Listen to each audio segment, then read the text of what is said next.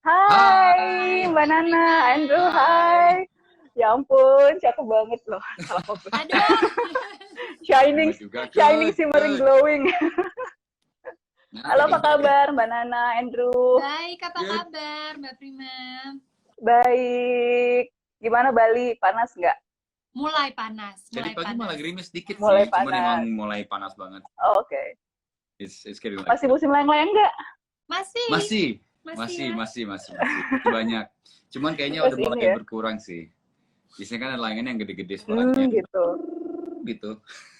Bener. Itu yang apa sih? Biasanya bebean gitu ya, yang kayak bentuk ikan, burung hantu. Macam-macam Banyak bentuknya banget. pokoknya. Tapi Banyak biasanya banget. banyak yang panjang-panjang gitu loh. Ekornya panjang-panjang. Oh, But yeah, bener-bener still yang ada going, ekor ya, still bener-bener. going. Masih kok. Thank you sekali lagi, makasih sudah mau ngobrol-ngobrol sama Jakarta Post Of lewat course, of Terima Instagram. course. kasih sudah diundang buat ngobrol-ngobrol. Aku pembaca Iya, setia aku loh tuh suka setiap lihat. pagi. Aku baca Jakarta Oh, Post thank you. masih setiap pagi sampai sekarang. Thank you, aku juga suka lihat sih. Terus bilang sama teman-teman di kantor, buat lagi baca koran kita gitu kan. Ya. Jadi heboh sendiri. Anyway, menarik banget. Aku tuh suka lihat Instagram story Mbak Nana ataupun Andrew gitu kan. Terus kemarin tuh yang menarik waktu Mbak Nana pertama kali ke Jakarta pas pandemi, terus balik-balik langsung self quarantine. Itu tuh apa ya? Aku terkesan karena itu menurutku suatu tindakan yang sangat conscious, terus juga sangat thoughtful gitu kan. Apalagi kita lagi pandemi terus banyak orang yang kayak udah nggak peduli gitu, tapi Mbak Nana dan Andrew keluarga tuh kayak ngasih contoh yang menurutku thoughtful gitu. Kita sih pada saat itu sebenarnya jujur aja nggak di plan mateng-mateng gitu dari awal. Jadi pada saat aku ke Jakarta, waktu itu cuma sempat stres karena kepikiran kayak, aduh gimana nih ke Jakarta, nanti pulang nggak apa-apa nggak nih ketemu anak-anak. Cuman pada saat itu juga mungkin pikiranku masih, ya sudahlah gitu, yang penting kita jalanin dulu, toh itu kan juga kerjaan gitu kan. Udah kita jalan. Dan juga ada protokolnya juga, jadi kita mikir, it'll be okay, yang penting kita jaga jarak lah, apalah gitu kan. Nah, tapi ternyata begitu aku sampai di Jakarta, itu baru aku tuh kayak tiba-tiba berasa kayak, wow, kayak I'm in the middle of Jakarta yang dimana epicenternya pada saat itu kan. Terus baru di situ rasa was-was tuh mulai muncul. Dan akhirnya begitu pulang, bener-bener yang aku pikirin cuman jangan sampai aku tuh jadi membawa yang enggak buat keluarga di rumah, bukan hanya keluarga gitu, juga dengan mbak-mbakku yang ada di rumah juga gitu. Pokoknya semuanya lah, dan ibu bapaknya Andrew tuh kan juga tinggalnya di sebelah rumah. Nah, baru pada waktu itu akhirnya aku bilang aku nggak mau ketemu siapa-siapa dulu sampai aku swab lagi gitu. Padahal nggak ada simptom, nggak ada apa loh, bukan karena ada batuk, nggak juga, emang ya we'll worried gitu aja, kekhawatiran kita ada. Jadi daripada kita tes lagi, dan kebetulan tesnya itu butuh 5 hari. Iya, di Bali agak lama kan waktu itu, 5 hari Mbak. Swab ya, bukan rapid ya. Jadi ya udah selama 5 hari kita karantina mami di pojok. Berpisah. Karena kebetulan rumah kita bisa gitu ya, jadi dia bisa kayak ada sisi sendiri gitu loh. Kita bisa hidup mami di sana, kita di sini. Tapi nggak apa-apa karena kan itu kan demi kebaikan bersama juga gitu. Yes. Betul. Betul. Mbak, ini kan aku suka lihat tuh nemenin anak-anak sekolah gitu. Kan gimana sih cara bagi waktunya gitu? Harus ngawasin anak sekolah, terus harus ngurus bisnis juga, kan masing-masing punya bisnis, terus Mbak Nananya sempat masak, dan masak tuh nggak cuma sekali, tapi bisa 2 kali sehari, terus olahraga gitu kan. Itu gimana sih mengatur waktunya biar semuanya dapet gitu? Sebenarnya memang aku juga tipe yang, aku sama Andrew kebetulan tipe yang nggak bisa diem juga gitu, dan emang kita tuh seneng do something gitu. Setiap hari justru kalau misalnya kita nggak ngapa-ngapain kayak berasa such a waste gitu, ya kan? Jadi kita berusaha sebisa mungkin diatur deh dari jam sekian. Jadi sebelum kita tidur malam tuh pasti udah, besok kamu mau ngapain, besok aku mau ngapain, pasti kita udah saling tanya-tanyain kayak gitu. Oh, aku mau lari jam 6 pagi, abis itu aku mau ini, mau itu tuh. Jadi memang hari kita tuh dari emang teratur, apalagi di dalam COVID gini kan daripada kita ikutin aja tapi jadi stres nggak ada apa, kita sebisa mungkin we have Kita cari kesibukan lah kesibukan gitu. dan ada schedule lah kurang lebih, jadi ada kehidupan kita masih teratur, jadi nggak cuman nggak boleh putus semangat. yes Iya, betul. di jam-jamnya. Oke. Tapi during this pandemic gitu, during self quarantine, apakah kalian tuh jadi kayak menemukan sisi lain dari pasangan yang belum pernah kalian lihat gitu nggak? Kalau kita baca berita misalnya atau dengar cerita tuh ada yang kayak tiba-tiba pasangan terus suka berantem, atau tiba-tiba ngelihat kok pasanganku dulu nggak pernah kayak gini, kok sekarang kayak gini gitu. Ada mengalami hal seperti itu nggak sih?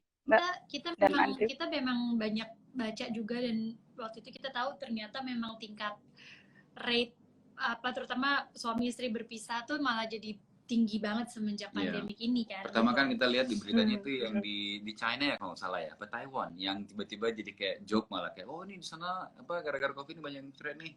Jadi kita lihat emang paling bikin sensasi. Tapi makin lama emang kita lihat sini juga di Indonesia, di Bandung ya kemarin kita lihat ada peningkatan juga. Of course pandemi ini akan bikin semua hubungan dites lah. Lebih challenging. Suami istri, rekan kerja, bahkan anak ibu, semua akan anak bapak. Iya benar. Gitu. So ya pasti ada ngerasa, bukan lihat aku nggak pernah lihat sisi dari istriku, nggak juga, cuman tingkat what's the word, tingkat toleransinya mungkin lebih cepat kita capek, lebih cepat kita emosi bagaimana, tapi ya nggak ada yang kok gini mungkin gitu. Kalau buat kita harus sama-sama lebih mengerti untuk saling kasih me time sih mungkin ya. Jadi meskipun kita tuh di rumah sama-sama, kita suami istri ya kita juga nggak bisa annoying satu sama lain terus gitu. Kita ya itu dia kuncinya lagi, kita harus masing-masing punya kesibukan sendiri juga. Karena kalau kita nggak punya kesibukan, otomatis kita tuh bakalan sering ngegrayingin orang lain gitu loh. Iya sih, benar sih. Karena nggak ada kerjaan. Tapi intinya we're fine. Yeah, I hope you're fine. Di sini banyak banget nih yang kirim komen terus pada bilang wish you good health karena kalian best couple, lovely couple. Yeah, you're so nice. It's nice to talk with you. Anyway, do you ever feel like jadi ketika misalnya kalian merasa down misalnya dalam hidup, capek gitu kan, terus ada komentar negatif dari medsos, terus karena kalian itu influencer, kita bisa dibilang orang-orang yang punya pengaruh di media sosial, terus harus ngepost sesuatu yang positif terus, itu kayak ngerasa ada beban nggak sih, harus selalu being positive in everything you do gitu, that you expose on your social media account. Nah, kalau aku sama Andrew tuh berbeda banget dalam hal itu, karena Andrew itu tipe yang dia nyaris nggak pernah buka DM. Bukannya sombong, emang mungkin cowok kali ya, cowok nggak peduli gitu ya. Iya, jadi cowok bukan nggak peduli, tapi kayak lebih kayak kamu ngapain sih gitu. Mungkin karena dia lihat aku kan kerjanya baca DM gitu. Kerjaan itu karena aku senang, banyak banget yang DM aku tuh baik-baik banget gitu Mbak Prima. Jadinya aku juga ngebalesinnya seneng. Nah, kalau sekali dua kali ketemu yang seperti itu tuh emang kadang aku suka jadi bete, terus moodnya low, pastilah, kita manusia pasti semua seperti itu gitu, nggak influencer, nggak siapa. Nah, Andrew tuh ngeliat itu, akhirnya dia mungkin jadi, kamu ngapain sih, udah deh, kalau misalnya itu mempengaruhi kamu, ya kamu nggak usah baca gitu. Tapi kalau up and down seperti itu menurut aku masih normal sih. Tapi nggak pernah ngerasa burden. Kita orangnya kalau emang ngerasa burden, pasti kita udah jauhi kok. We live positively, dan juga kita berusaha untuk negative energy juga ngaruh kita banget gitu, enggak. Maksudnya masalah tuh boleh ada gitu, cuman jangan sampai masuk banget ke diri kita gitu. Kita juga harus tahu dipilih-pilih yang mana yang worth your time, worth your energy, sama enggak. Yeah, basically try to just live life. Nggak palsu, nggak dibuat-buat. That's just us. Yeah. I think that's the point gitu kan, apa adanya gitu. Exactly. Juga. Karena juga kasihan anak-anak kita kalau mereka lihat kok live begini ya, my parents depan kamera gini, tapi kayak aslinya begini. Ntar mereka akan dan nanti mereka confused juga ntar. So no, this is us, and this is always us gitu. So, Atau anak-anak dikasih akses media sosial nggak sih? Saat ini yang Sarah belum, Jason baru berapa bulan ini ya, dia baru punya media sosial, itu pun masih private, Dan itu pun benar-benar masih connect ke kita, masih jadi connect ke kita punya masih bisa kita. lihat. Bukan karena kita nggak percaya, Oke. as you know, social media sama anak, beda-beda efeknya sama anak-anak remaja. Kita nggak tahu efeknya kayak gimana ke mereka. Betul. So we just pantau dikit-dikit gitu. So, Jangan sampai lost banget Oke. aja. Iya benar. Sepakat tuh. Terus ini ada yang ditanyakan oleh follower kita ya. Jadi mereka tanya, oh tadi udah jawab ya, how do you respond to negative comments from the internet? Jadi kayak nggak usah dimasukin ke hati gitu ya, nggak usah terlalu dipikirin gitu ya. Sebisa mungkin aku balesin, ya maksudnya berusaha untuk sabar juga. Tapi jujur aja kadang-kadang kita kan juga ya nggak, kita juga ada up and down-nya gitu. Nggak setiap saat kalau misalnya kita di DM sama orang yang enggak terus kita juga jadi nggak kesel. Nah tapi biasanya kalau kita tetap berusaha menjelaskan baik-baik, dan kalau memang orangnya tetap nggak bisa, akhirnya ya udah lebih baik tinggalin aja gitu. Nggak perlu dilanjutin lagi buat aku. Yeah, our Instagram should be a place yang nggak merasa terancam apa gimana ya. Instagram should be a place, social media should be a place yang kita pilih, apa yang kita mau lihat, apa yang kita terima. It's actually a choice buat kita. Yeah. Ya, that's a quote, that's a choice. Jadi media sosial itu emang pilihan kita sih. Jadi kita harusnya bisa filter sendiri gitu. Terus yang menarik tuh, jadi Andrew juga selain suka ngepost, baca Jakarta Post gitu kan tiap pagi, juga kadang-kadang Sarah juga ikut baca. Terus kemarin aku lihat malam sebelum tidur kalian semua baca buku gitu. Bisa diceritain nggak sih reading, apa memang sengaja menumbuhkan reading habit gitu di antara di keluarga, di anak-anak gitu? Kita sih nggak memaksa banget, enggak gitu. Cuman kita mau at least balance lah mereka. Kita tetap, jadi dengan dunia media sosial seperti ini, terus mereka main game juga, online schooling, itu kan udah screen time. Jadi kita cuma minta please di-balance, karena reading a book yang benar-benar physical book is also important. Jangan sampai itu ditinggalkan gitu. Sebelum COVID ini kita agak, bukan strict ya, cuma kita lebih balance lagi di antara screens and no screens. Cuma dengan COVID ini kan, dengan online schooling juga, it's very hard untuk bisa. Kasian ya, serba salah. So, emang kita we try to teach some good habits, lead by example juga. Jadi kalau anak kita lihat kita baca koran setiap hari, lihat kita baca buku, secara nggak sengaja mereka ya mungkin akan follow our example gitu kan. Tapi ya we hope kita nggak pernah. In terms of parenting kayaknya kita cuman itu doang sih, kita we lead by example sebisa mungkin, semampu kita, and we hope for the best. And I love the articles in Jakarta Post, paling bagus. So I always read the. Oh, thank you. Thank you so much. Gak tau, there's something different ya. Karena aku juga banyak yang komen, loh kok masih jadul banget, aku masih baca koran fisik gitu, kenapa nggak online aja? I don't know, there's something, karena mungkin bapakku juga waktu kecil juga selalu baca koran Jakarta Post juga, yang fisik ya. Jadi mungkin turun-menurun, udah biasa kayak baca koran gitu loh. Cuman komiknya udah nggak ada loh. Dulu Jakarta Post ada komiknya loh. Ada. Iya benar. Ada TTS juga kan, TTS kok. Iya. Iya kan? Benar-benar. Semenjak COVID aja. No, I remember that. Zaman aku kecil ada berapa komik ya? They had like 5, ada Garfield, ada apa. Ya ampun, ini penggemar sejati ternyata. Ini tahun zaman dulu, ini tahun 90-an ini. Ternyata. Tahu dari zaman dulu ya, thank you loh. Terima kasih. Terus ini ada pertanyaan dari pemirsa dari netizen. Itu ada, Nana dan Andrew beda berapa tahun sih? Terus gimana awal ketemu? Ini tua banget. Ini ntar lagi 40 nih. She's gonna be 40 soon. Cantik banget ya, mau 40. Tapi aku masih mendekati 30. Nggak kelihatan loh, nggak kelihatan. Kan nggak jauh beda sama aku. Enggak, Mbak. Jadi gini sebenarnya, dia tuh seneng banget ngeledek hanya karena dia tuh 9 bulan lebih muda dari aku. Tahunnya sama, kita tahunnya sama. Masih tahun yang sama. Jadinya, cuman aku Desember, dia Maret. Jadi kan pastinya dia awal tahun udah buru-buru kan. Jadi selama tahun tuh kayak bener. Jadi dia masih 29 waktu itu, aku udah 30. Jadi kan bener like the big 30. Selama 39 bulan tak cengin, terus aku kepala 3 loh. Aku masih kepala 2. So, umurnya sama sebenarnya, cuma tuaan dia dikit. Tapi ya sebagai ya kalau udah nikah kan it's a small things yang kita bisa menang, kita paksain terus. Yes, you're older than me, I'm younger than you, gitu kan. And then kita But pertama older nikah, and wiser. older and wiser. Older and wiser. Yes, yes. Kita tahun depan udah nikah 15 tahun. Aduh, ini lagi mengarang. 14 Wow. tahun. 15. 14. Ayo lo.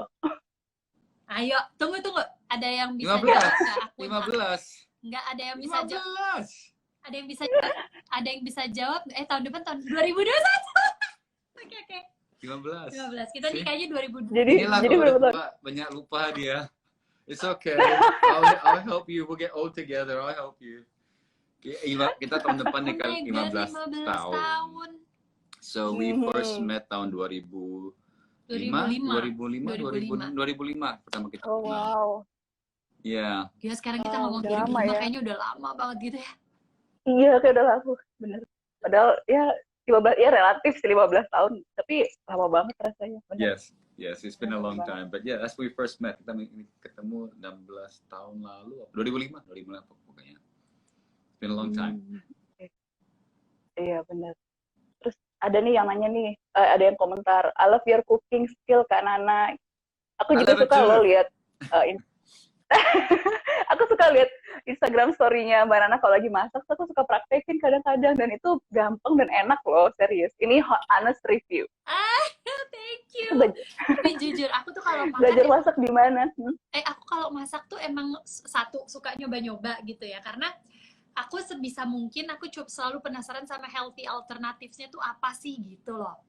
Dia selalu kepikiran itu gitu, dan aku coba avoid terlalu banyak hal-hal yang nggak sehat gitu. Jadi emang suka ini nyoba-nyoba sendiri, dan biasanya dia nih nggak suka terlalu banyak garam sebenarnya. I'm easy, Oh, aku gampang orangnya, apapun dikasih aku makan, nggak pernah komplain.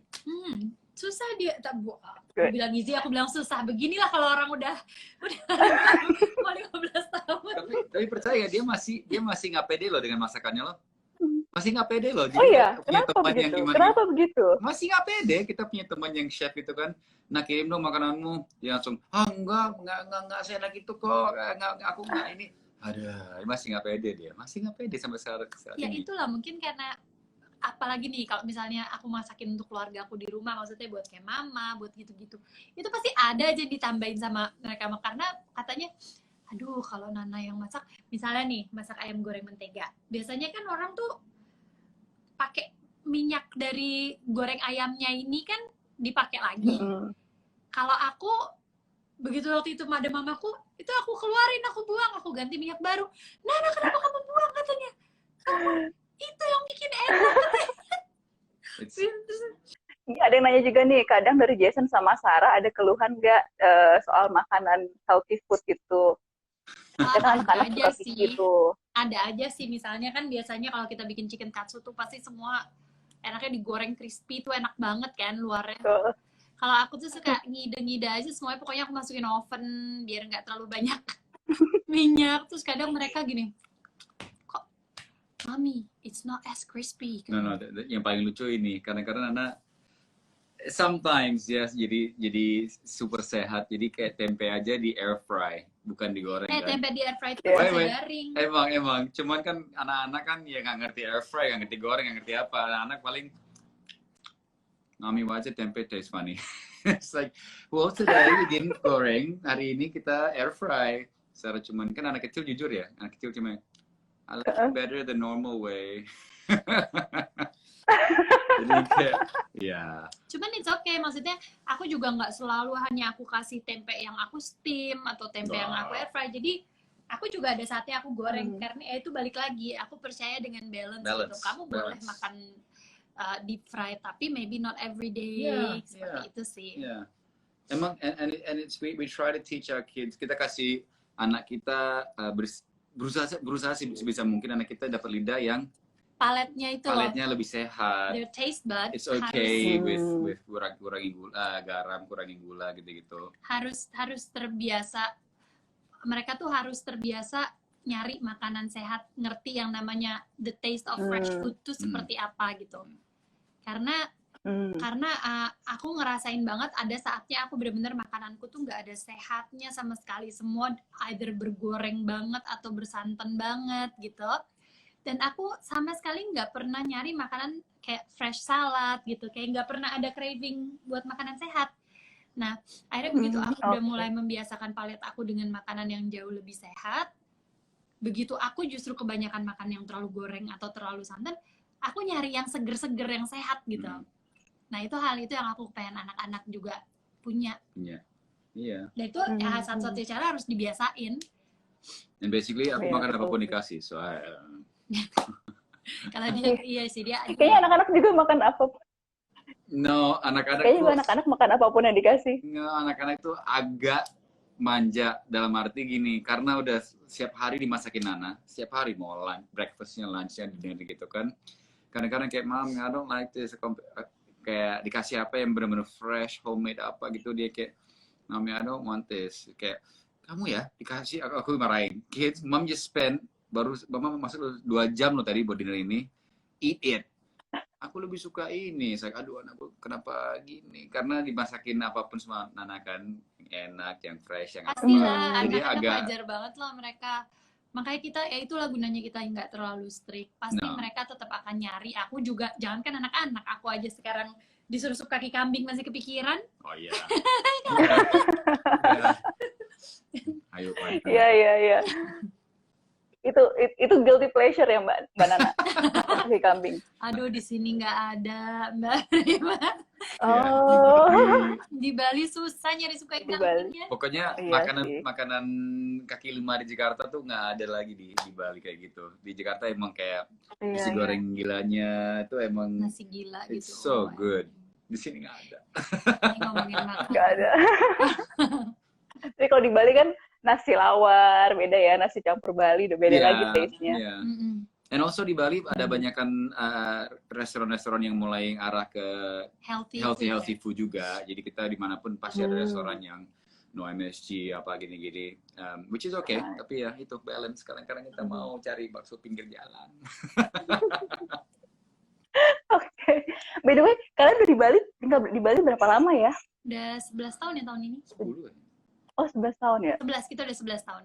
Karena kita pindah waktu Jason 3,5 tahun. Oh, ya. Kita nggak kompak mulu ya? Oh, juga. Berarti di Bali kesibukannya apa nih sekarang nih? Mungkin bisa diceritain ke teman-teman. Jadi selain keluarga kan juga masing-masing punya bisnis sendiri kan? Iya. Iya sih, cuman kita masing-masing punya bisnis sendiri, tapi kita selalu open, kita selalu sharing satu sama lain gitu. Dan kalau misalnya aku ngerasa mentok juga pasti Andrew yang turun tangan gitu. Karena kita tuh berdua, Andrew tuh lebih di sisi manajemennya. Dia lebih ngurusin sistematik banget orangnya. Sementara kalau aku lebih dari sisi kreatifnya. I'm not very so artistik kreatifnya aku Nana yang ada. Aku lebih ke sistem dan jadi even kayak misalnya di bisnis aku kayak di Namir Beauty gitu, aku lebih ke arah bikin produknya gitu, lebih ngurus production. Sementara begitu udah urusan manajemennya aku langsung sayang, aku pusing gitu. Lebih begitu sih. Bener, aku pakai Namir Beauty ya. Thank you. Aku juga langsung gitu. Masalahnya satu masalah lain, aku juga thank you for wearing Namir Beauty. Cuman aku masalahnya juga buta warna. Jadi kalau Nana bilang ini sayang kita ada lipstick baru loh, ini merahnya ini. Kayaknya merah semua deh. Emang enggak, ini lebih ke pink sampai. Tapi kalau itu bukan masalah buta warna, paham. Emang cowok tuh biasanya nggak mengerti. Ini kayak warna lipstick nude ini. Shade-nya beda. Lagi, ya kita kan kalau cewek peka banget tuh. Dia bisa pakai. Kadang-kadang kan aku mikir, oh dia lagi tes pengetahuanku deh. Dia pakai kan. Terus Kimi ini gimana? Nah, enggak gitu aku mulutnya. Dia pergi kan? Dia pergi, aku lagi kerjaan apa? Karena kantor kita sebelahan. Ntar balik lagi. Kalau yang ini, aku langsung, ini trik nih. Sama kan lipstiknya yang tadi kan? Aku tahu kok. Dia langsung gini, ini beda banget gitu. I'm like, salah. Yeah, it's good. Looks nice. So, Nana ngurus si Namir. Ada beberapa bidang lain juga, yang kita ngurus, terus ada konstruksi juga, dan aku juga ada perusahaan safety, nggak di Bali, tapi kita sentral dari Bali juga, di alat keselamatan, alat safety gitu. So it keeps us busy, kita busy terus sih. dan Tapi balance lebih dengan bisa mobile sih maksudnya kita ya kerjanya ya. ya. Apalagi sekarang dengan Jadi nggak mesti ke iya nggak mesti kantor banget, tapi ya Tetap tetap sih harus dilihat every now and dan then. kalau R&D gitu kan kita tetap harus ya ketemu langsung sama anak buah bisa kita ngurus produk barunya apa gimana, lebih gampang lah. Tapi dengan COVID ini salah satu positif adalah betapa sadarnya bahwa kita bisa banyak meeting yang nggak perlu face to face. Yang tadinya kita meeting ya jam 1 ya Betul Pak sekali. sana gini tahu sekarang kita bisa 5 orang Zoom call atau gimana, benar-benar pakai konten yang sama, beres gitu. It's like, wow, it's actually a lot easier. Nggak perlu terbang ke Jakarta, nggak perlu kesini, nggak perlu gitu. Salah satu Betul. good thing of this happening. So, you know. But business is good ya, despite the pandemic. Well, it has ups and downs, sama lah gitu. Maksudnya kita tetap harus selalu puter otak, maksudnya kayak mikir strategi baru, ini itu gitu. Dan kita juga ada beberapa, di Namir pun kita juga kemarin sampai sempat up and down banget juga gitu. Cuman sekarang untungnya akhirnya ya itulah kita udah mulai bisa beradaptasi lagi, udah mulai bisa bangkit lagi gitu. Dan sekarang udah oke lagi. Jadi emang butuh proses sih semuanya selama masa pandemi ini. Sorry, Sarah lewat. Di Bali sepi banget ya Mbak. Oh, Sarah lewat. Hai Sarah, nggak kelihatan. Di Bali lagi sepi banget ya Mbak. Aku lihat Instastory itu kayak sepi, pantai masih sepi, terus bandara juga masih sepi gitu. Kalau bandara masih sepi banget memang sih ya, kita ngelihat. Terakhir aku ke bandara sepi banget. Cuman kalau di Sanur sini juga nggak terlalu banyak orang. No, it's maksudnya kita karena teman dan sahabat dan keluarga pun kan banyak gerak di ya bukan banyak, kami hampir semua gerak di tourism pariwisata. Jadi kayak sedih, kayak kita pingin jalani protokol yang everybody social distancing, jangan ngumpul lebih dari 30 orang atau apa gitu kan. But at the same time kita lihat teman kita yang sesusahnya itu gitu. Ya, semua perusahaan mereka bukan cuman dipulangkan, tapi banyaknya yang they have to close forever gitu karena nggak mungkin bisa recover apa gimana. Sepi banget dan sedih sih liatnya. But what can we do gitu kan? Iya. Pagi lah contohnya aku berlari pagi kan di pantai, aku habis ngepost juga sih. Gitu aku ngeliat dengan daybednya mereka tuh yang kayak ditumpuk-tumpukin ya. Wow, kalau mereka akan buka siang kan otomatis pasti akan tetap pada tempatnya gitu, cuman ditutupin aja. Kalau ini belum ditumpuk-tumpukin di pojok. Terus banyak tempat yang akhirnya dilihat secara maintenance juga aku ngeliatnya kasihan, jadi kayak nggak kayak abandoned banget gitu kan, karena memang nggak bisa dirawat, nggak bisa ada, nggak bisa buka. It's very difficult. Kita pengen Bali rame lagi, pastinya kita bikin let's get Bali back gitu kan. Tapi karena kita punya anak dan we're very conscious juga, agak yang kayak, waduh kalau rame banget ntar gimana ya? Kayak otomatis serba kita salah. pasti otomatis seperti itu gitu. Kita pingin banget lihat Bali kembali lagi, tapi di sisi lain kita juga memikirkan safety kita pribadi gitu kan. Sempet pas long weekend ada tanggal merah banyak banget kan, ada 17-an, terus ada tanggal merah lagi hari Kamisnya kan, sempet naik tuh turis domestiknya di daerah Umalas, Canggu sana kan, yang daerah turisnya. Sempet aku udah meeting ke sana kan, dan ada meeting di restoran ya outdoor dan kita pakai masker segala, tapi emang rame banget gitu kan, udah full, kayak senang liatnya kan, sesaat rame. Semuanya itu pas pulang langsung, ya udah tadi rame banget ya.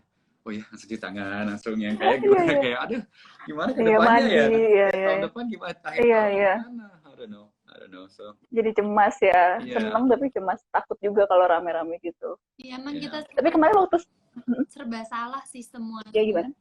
Iya. Tapi kemarin sempat staycation itu kan, itu ada deg-degan juga nggak sih Mbak? Kalau staycation kita selalu lihat tempat juga, kita lihat telepon dulu, tanya protokol mereka juga kayak gimana.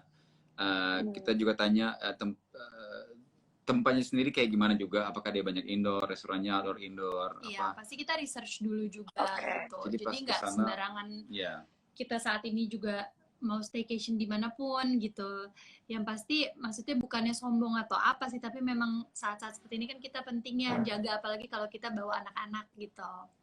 Dan kebetulan tempat-tempat yang kita datengin ya pasti memang sudah tempat-tempat yang punya protokol yang sangat baik gitu. Dan memang selama kita berapa lama ini staycation, kita ya kita masih oke lah, maksudnya masih dijaga sampai sekarang. Sorry. Komunikasi Mas Sarah begini-begini. Anak-anak nggak komplain atau aduh mami ngapain sih harus misalnya pakai masker atau harus sering-sering cuci tangan gitu pas keluar gitu. Yang Jason lebih conscious soal itu. Sarah sebentar sayang. Sini say hi. Sarah, hai. Say hi tante gitu. Hai Sarah. Hai tante. Aku nggak mau ngomong. Hai. Tertulis ya. Ya, masuk dulu sana. Mana kita banyak diskusi, kita apapun kan kita ajak diskusi juga. Nggak pernah kita bilang kamu harus udah gitu, nggak. Kita selalu kamu harus karena ini kita jelasin, kita edukasi juga sebisa mungkin. Dan malah si Jasonnya yang lebih, he's very conscious. Jadi kalau kita misalnya keluarga aja, misalnya ke Bali, keluarga Nana ke rumah, maybe it's like 6 people, 5 people gitu kan. Itu pun Jason gitu. Mom, can we ask the tante to spray the hands first pas masuk gini. Jadi dia yang lebih conscious. Karena kan dia lebih besar juga kan. Kalau seumur Sarah kan nggak seberapa. Ngerti mereka. Ya ngerti tapi nggak terlalu. It's good lah. Menurut aku bagus kok di saat seperti ini kita lebih conscious. Yeah, so we do try to we try and take them out dari rumah untuk refreshing otak juga karena mereka nggak boleh ketemu teman apa gimana kan. So biar mereka juga ngerasa hidup tuh nggak dalam rumah aja liatin layar setiap hari. Tapi kita juga banyak ngejelasin sih Mbak Prima, maksudnya sama anak-anak karena buat aku agak nggak fair dan kasihan anak-anak kalau di saat seperti ini. Maksudnya kita orang tua stres, tapi anak-anak ini banyak sekali yang sebenarnya jauh lebih stres. Mereka jauh lebih stres daripada kita. Imagine mereka dari yang punya, anak-anak itu kan terkenal dengan freedom ya. Mereka selalu lari-larian keluar, mereka nggak punya very social ya, mereka sangat social, nggak punya self limitation kayak kita gitu. Mereka ekspresif kan. Tiba-tiba sekarang mereka tuh harus di dalam rumah terus. Nah itu makanya kita nggak mau main asal sama mereka tuh selalu bilang no aja. Tapi kita harus selalu ngejelasin dan discuss what they think gitu. Kalau mereka punya pendapat berbeda, it's okay gitu. Benar, tips yang menarik buat para orang tua mungkin di luar sana gitu kan untuk komunikasi terus dengan anak-anaknya. Ya, mereka berhak mendapat penjelasan soalnya. Mereka lebih bingung. Mereka nggak tahu apa yang terjadi, tiba-tiba nggak bisa ngeliat teman-temannya. You cannot see your friends. You cannot go out. Tiba-tiba nggak sekolah. Nggak boleh itu, nggak boleh sekolah. Why? Karena ada penyakit. Dan kalau kita juga ngomong maksudnya kita salah bahasa aja, salah ngomong sama mereka end up jadi traumatized. Iya, nggak mau sentuh orang sekali, nggak mau keluar, nggak mau apain. Jadi memang harus hati-hati banget dalam ngomong sama anak-anak ini. Iya, betul banget. Terus gimana untuk memastikan Jason dan Sarah tuh nggak ketinggalan pelajaran? Selama sekolah online ini? Itu agak jujur kita juga struggling ya dengan itu. Nggak ada kata-kata, nggak ada satu kata-kata dengan bisa menjelaskan itu. It's not simple. Emang waktu awal-awal oke. Tapi semakin kesini nih, anak-anak ini rasa bosennya semakin tinggi banget. Mereka kehilangan motivasi banget gitu. Karena udah berapa bulan mereka? 3 bulan lebih ya mereka online. Hampir 4 bulan mungkin. Jadi susah juga untuk kayak maksain mereka. Kamu harus belajar. Kamu harus selesaiin tugas segala macam. Tapi dibalik itu kayak wow. Kita masih struggling juga sih dengan itu. Tapi cari balance-nya susah kita. Tapi baru-baru ini kita coba ada cari tutor juga yang bisa datang ke rumah. Kita pastiin juga udah sesuai protokol safe-nya dan mereka bisa bantu guide anak-anak gitu. Kita gantu. Yang penting yaitu supaya follow up supaya mereka tetap on schedule sama semuanya dan make sure mereka ngerti apa yang dipelajarin. Ya, and online schooling ini kan susah buat murid tapi juga buat guru. Kan guru belum pernah ngalamin sesuatu seperti ini. Jadi di sisi satu ya kita orang tua kita jangan sampai ketinggalan gini-gini. Tapi at the same time susah buat sekolahnya dan gurunya yang belum pernah ngalamin hal seperti ini. Jadi kita harus pengertian juga. And so far sih feedback dari sekolahnya cukup cepat dan tegas. Jadi ada apa-apa langsung dijelasin. Ada banyak newsletter yang ngejelasin apa-apa. One-on-one ke kita juga ada email dari guru. So we're trying untuk bisa ikutin dengan benar. Tapi kayak tadi kita bilang, we're trying to balance fokus di sekolah dengan istirahat otak dan mental dengan ya bukan keluar rumah, maksudnya go outdoors, kita ajak mereka duduk di luar, gitu, pingin kolam atau gimana kan, just change the suasana dikit. Yeah, it's hard for parents too kan. Itu kayaknya something yang memang kita nggak ada satupun orang tua menurut aku, karena aku merasakan dari apa yang kita alamin ya.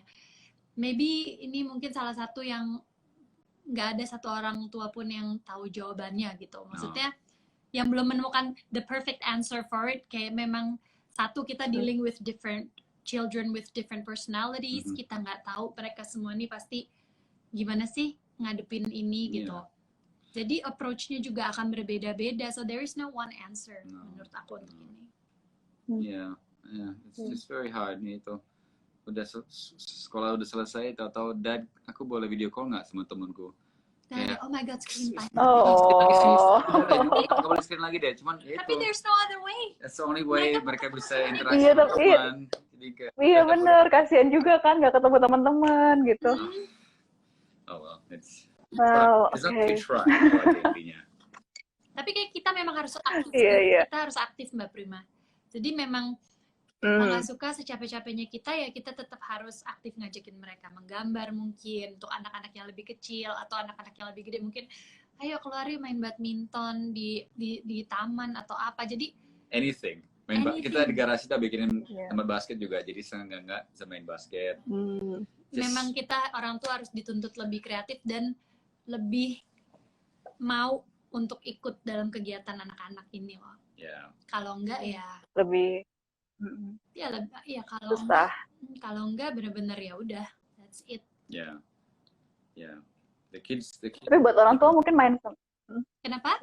Tapi mungkin buat orang tua main sama anak juga refreshing juga kan, setelah kerja misalnya Zoom meeting, back to back meeting, terus main sama anak di luar gitu kan, bisa jadi itu macam bisa jadi refreshing juga. Tapi kan kadang kita juga sebagai orang tua ada saatnya kita juga pengen rebahan. Yes.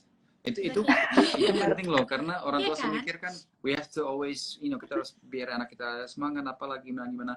Yes, but at the same time kita juga, karena tadi bilang kita butuh masing-masing me time juga. Sekarang ini gara-gara COVID kan kita nggak ada space sama sekali di mana kita ada waktu setengah jam aja biar bisa just do nothing. Ya aku ngerasa kita tuh sekarang hidup di zaman dimana orang semua mencari kesempurnaan gitu. Kita harus jadi orang tua yang sempurna, harus ini sempurna gitu. Sebenarnya it's actually okay to admit that you are tired. Yeah. Ntar dad. Yeah, it's okay. Itu nggak ngurangin rasa sayang kita ke mereka gitu. Sebisa mungkin. Betul. Pada saat kita bisa main, kita bisa main. Tapi di saat kita capek, kita juga harus, kita selalu jujur sama anak-anak. Kita bilang kalau if we're tired, we're tired. Karena they can feel, mereka kan ngerasa juga energi kita kan. Kalau kita main sama mereka atau bantu mereka, tapi kayak yaudah ayo come on let's play. Malah jadi nggak, suasananya nggak enak. Nggak seru nggak enak, benar. Memang. Benar. Kalau kalian me time-nya apa sih nih di tengah-tengah pandemi ini? Me is gym. My me time is gym. Kalau di gym tuh emang spaceku di sana. I do my thing. Kayak pakai headphone kayak apa, nonton TV kayak, and it's away from like main buildingnya. Jadi that's my thing, my gym. It's my refreshing. That's my dimana aku keluarin stress-stressnya segala. For me it's gym. Nana? Aku sebenarnya suka nature walk. Aku suka banget jalan nature, dan itu biasanya aku memang senang jalan sendiri. Jadi ya karena itu memang buat aku me time gitu. Paling adalah saat-saatnya kalau lagi sama teman-teman, tapi kalau yang benar-benar me time buat aku ya kalau aku jalan sendiri gitu. Atau kalau enggak berendam di bathtub itu. Yeah, Nana loves a bathtub. Oh. If mommy's in the bathtub, don't call her. Jadi anak-anak, where's mom? Call daddy instead ya. Oke. Kayaknya kita sudah di penghujung acara, karena Instagram live kan cuma bisa sejam ya, ntar nggak bisa di save live-nya, jadi sayang banget. Thank you so much for your time, No, Mbak thank Nana, you. Andrew. I feel honored. Thank you so much. Newspaper aku baca dari kecil, aku diundang, so I feel so happy juga. Thank you. Makasih ya, Thank sehat you terus ya from Mbak us Bima, to sama you. semuanya yang Sehat-sehat terus ya, Who's Mbak. watching, I hope I helped at least a little bit. Thank you so much for Thank you. watching us. Pak Firman, thank you so Thank much. you for your time. You're more than Yeah, welcome. see you. Thanks, See you ya. and bye. Bye. Sehat-sehat, bye. Bye.